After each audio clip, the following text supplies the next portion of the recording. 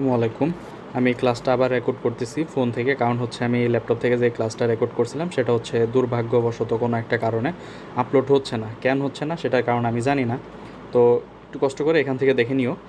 Organic কেমিস্ট্রির আজকের class নাম্বারটা হচ্ছে 5।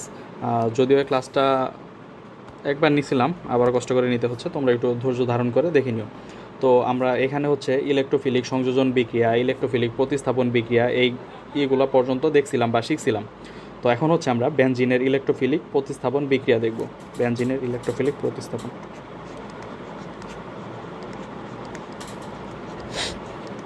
বেনজিনের।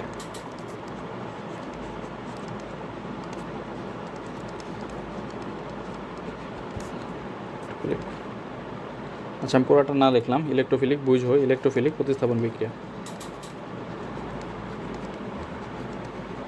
আচ্ছা, বেনজিনের ইলেকট্রোফিলিক প্রতিস্থাপন যে বিক্রিয়াটা আছে সেটা হচ্ছে সহজে মনে রাখা যায়।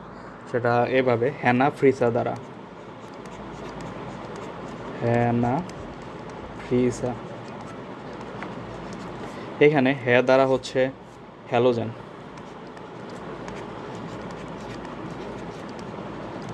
হ্যালোজেন। আচ্ছা, তারপরে হচ্ছে না দ্বারা মনে রাখবো হচ্ছে নাইট্রেশন।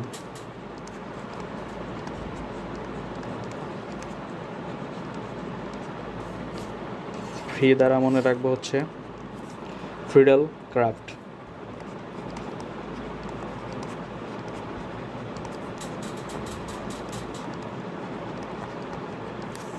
আর সা দ্বারা মনে রাখবো হচ্ছে সালফোনেশন। সালফোনেশন। তো এইখানে দেখো হ্যালোজেন, হ্যালোজেন থেকে আমরা যে জিনিসটা মনে রাখবো সেটা হইতেছে হ্যালোজেন বিক্রিয়ায় প্রভাবক হিসাবে অ্যালুমিনিয়াম ক্লোরাইড ব্যবহার করা হয়। এটা হচ্ছে প্রভাবক হিসেবে অ্যালুমিনিয়াম ক্লোরাইড ব্যবহার করা হয়। নাইট্রেশন বিক্রিয়ার তাপমাত্রা পরীক্ষাতে আসছিল 60 ডিগ্রি সেলসিয়াস তাপমাত্রা। আর ফ্রিডল ক্যাপ যে বিক্রিয়া সেটাতে হচ্ছে অ্যালুমিনিয়াম ক্লোরাইড ব্যবহার করা হয়, AlCl3 মনে রাখবা। দেখো, হ্যালোজেন বিক্রিয়া আর ফ্রিডল ক্যাপ বিক্রিয়ায় প্রভাবক হিসেবে অ্যালুমিনিয়াম ক্লোরাইড ব্যবহার করা হয়। আর এই ফ্রিডল ক্যাপ বিক্রিয়ায় টলুইন তৈরি হয়। আমি যেগুলো বলতেছি শুধুমাত্র এগুলাই পুরো, এগুলো হচ্ছে পরীক্ষার জন্য খুবই ইম্পর্ট্যান্ট। যদি কেউ স্কিপ করতে চাও তো তার স্কিপ করার কোনোই দরকার নাই, এই কথাগুলো মনে রাখলে হচ্ছে তুমি বেশ কয়েকটা জিনিস কমন পাবা। আর সালফোনেশন বিক্রিয়ার জন্য টেম্পারেচার হচ্ছে 100 ডিগ্রি সেলসিয়াস।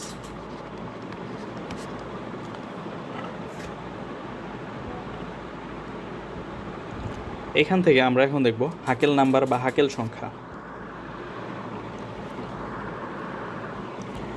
হাকেল নাম্বার।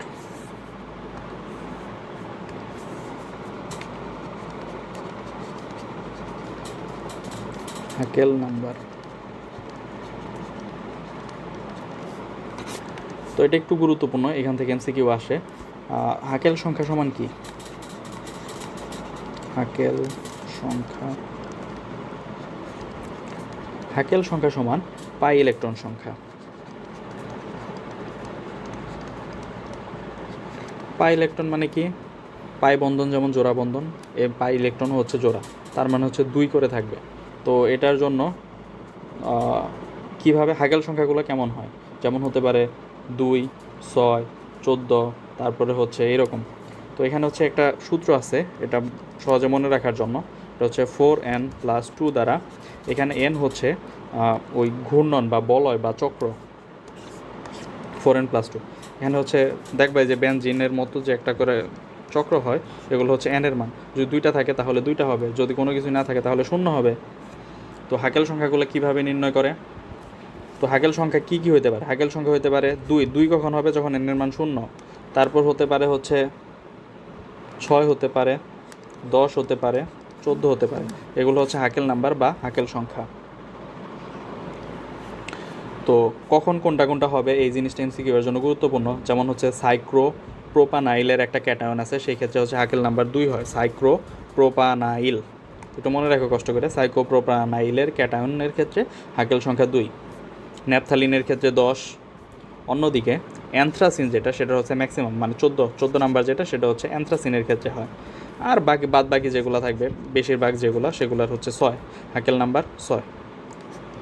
তো আশা করি হাকেল নাম্বার নিয়ে কারো কোনো সমস্যা হওয়ার কথা না। তো এন এর মান তো বুঝাইলাম, এন সমান কী কী হতে পারে, এন সমান হতে পারে 0, এন সমান হতে পারে 1, এন সমান হতে পারে 2, এন সমান হতে পারে 3। আচ্ছা, এখন হচ্ছে আমরা বিক্রিয়ার ক্রমটা দেখব। এটা হচ্ছে আলাদা একটা ক্লাস নিয়ে দেখাইলে ভালো হতো। অনেক যারা ফাঁকিঝুঁকি করে ওরা হচ্ছে লাস্ট পোর্শন পর্যন্ত দেখে না, পরে ভাবে যে এই পোর্শনটা হয়তো পড়ায়নি। এই পোর্শনটা খুবই গুরুত্বপূর্ণ, যারা ফাঁকিঝুঁকি করবে তাদের জন্য এই পোর্শনটা না। আর তোমরা যারা অ্যান্সার করতে চাও, বিক্রিয়ার ক্রমটা খুবই গুরুত্বপূর্ণ, এই অংশটা তোমাদেরকে বুঝতে হবে। তো বিক্রিয়ার ক্রমটা কীভাবে দেখাবো সেটা হচ্ছে লিখি, বিক্রিয়ার ক্রম।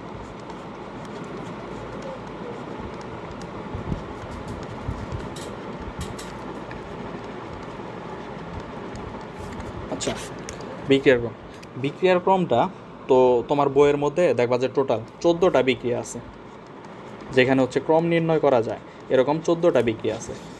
এই 14টা বিক্রিয়ার মধ্যে সবগুলাই শুরু হয় 3 ডিগ্রিতে সবচেয়ে বেশি, তারপর হয় 2 ডিগ্রিতে, তারপর হয় 1 ডিগ্রিতে। এগুলা থেকে এমসিকিউ আসে না, কিন্তু 4টাতে ব্যতিক্রম আছে। এই 4টা থেকে তোমার পরীক্ষাতে আসবে। ওই 4টা কী কী, ওই 4টাই আমরা শিখবো। আর বাকিগুলোর ক্ষেত্রে কী হবে, 3, 2, 1। আমি আবার বলতেছি, তোমার বইয়ের মধ্যে এরকম ক্রমের বিক্রিয়া 14টা আছে। 14টাই 3 ডিগ্রি কার্বন থেকে শুরু হয়, তারপর 2 ডিগ্রি, মানে 3 ডিগ্রি কার্বনের সবচেয়ে বেশি, তারপর হচ্ছে 2 ডিগ্রি, তারপর হচ্ছে 1 ডিগ্রি। তো এখানে 4টা ব্যতিক্রম আছে। ব্যতিক্রম কয়টা, 4টা। আমি লিখতেছি, ব্যতিক্রম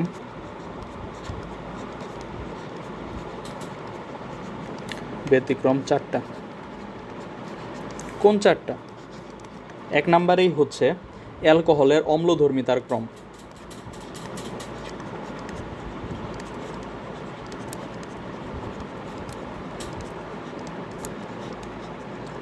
তোমরা বুঝে নিও, আমি এটা লিখছি হচ্ছে অ্যালকোহলের অম্লধর্মিতার ক্রম। তারপর হচ্ছে কার্বন আয়নের স্থায়িত্বের ক্রম। কার্বন আয়ন,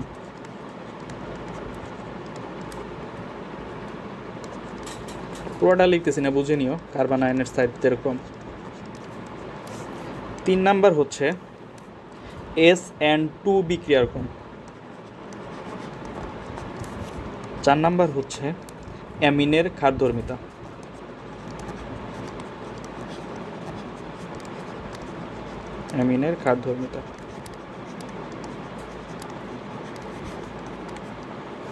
তো এইখানে অ্যালকোহলের অম্লধর্মিতার যে ক্রমটা আছে সেটা হচ্ছে 1 ডিগ্রি কার্বন থেকে শুরু হয়, মনে রাখবা। এটা হচ্ছে 123 দ্বারা মনে রাখবা, 1, 2, 3। কার্বন আয়নের স্থায়িত্বের ক্রম 123, 1, 2, 3। SN2 বিক্রিয়া, আবার বলতেছি SN1 না কিন্তু, SN2 বিক্রিয়া 1 ডিগ্রি, তারপর হচ্ছে 2 ডিগ্রি, 3 ডিগ্রি, তারপর 123 দ্বারা মনে রাখবা। অ্যামিন যেটা আছে, অ্যামিনের ক্ষারধর্মিতা, এটা একটু ব্যতিক্রমের মধ্যেও আবার ব্যতিক্রম। এটাকে একটু ট্রিকি মনে হতে পারে তোমাদের কাছে। এটাকে মনে রাখবো হচ্ছে 213 দ্বারা। তার মানে হচ্ছে 2 ডিগ্রিতে আগে ঘটবে, তারপর হচ্ছে 1 ডিগ্রিতে ঘটবে, তারপর হচ্ছে 3 ডিগ্রিতে ঘটবে। তো বিক্রিয়ার ক্রম নিয়ে যদি কারো কোনো সমস্যা থাকে তো এই পোর্শনটা দেখতে পারো। আশা করি তোমাদের বিক্রিয়ার ক্রম নিয়ে আর কারো কোনো সমস্যা হওয়ার কথা না। এই অংশটুকু পড়লে বিক্রিয়ার ক্রম নিয়ে আর কোনো প্রশ্ন থাকবে না। এটা তোমার বইয়ের মধ্যে থেকে আর কোনো সমস্যা থাকার কথা না।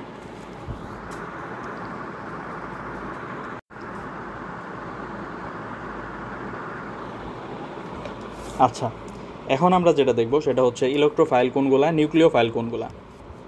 ইলেকট্রোফাইলের ক্ষেত্রে একটা জিনিস মনে রাখবা,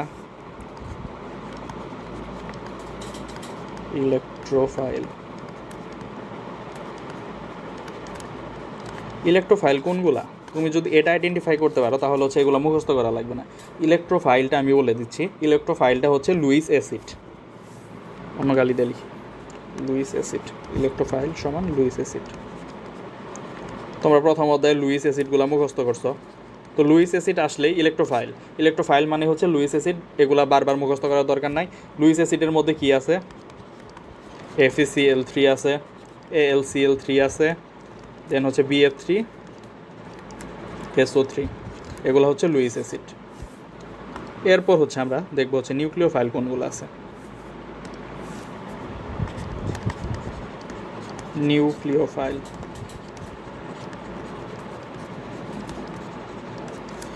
নিউক্লিওফাইল কীভাবে আইডেন্টিফাই করব?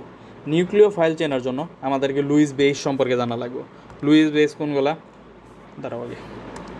আচ্ছা, এখানে হচ্ছে লুইস বেস, বেস ইলেকট্রোফাইল ছিল লুইস অ্যাসিড, নিউক্লিওফাইল হচ্ছে লুইস বেস।